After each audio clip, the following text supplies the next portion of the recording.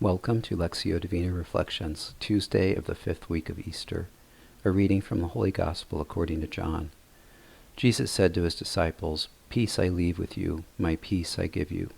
Not as the world gives do I give it to you. Do not let your hearts be troubled or afraid." Jesus tells the disciples he is going away to the Father and that he will come back to them.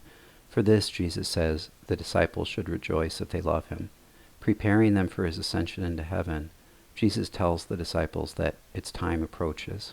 He says that he will no longer speak much with them because the ruler of the world, Satan, is coming.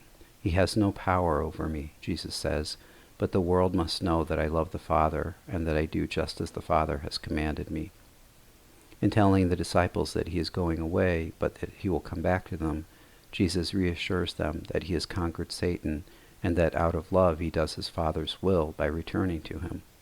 The peace he leaves to his disciples is not as the world gives, but the peace of his Father in heaven, whose power extends to all who believe in Jesus. God, help me understand today's gospel. I place the words and events in time and space as I reflect on them, yet the peace that Jesus offers to the disciples, he offers to me. It is peace not as the world gives, but comes from you, who are outside of time and space.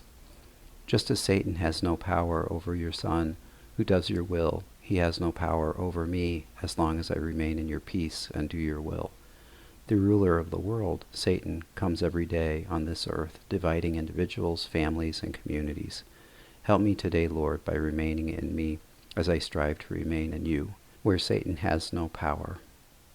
Prince of Peace, give me the grace to know and do your will today and always. Glory be to the Father, and to the Son, and to the Holy Spirit, as it was in the beginning, is now, and ever shall be, world without end. Amen.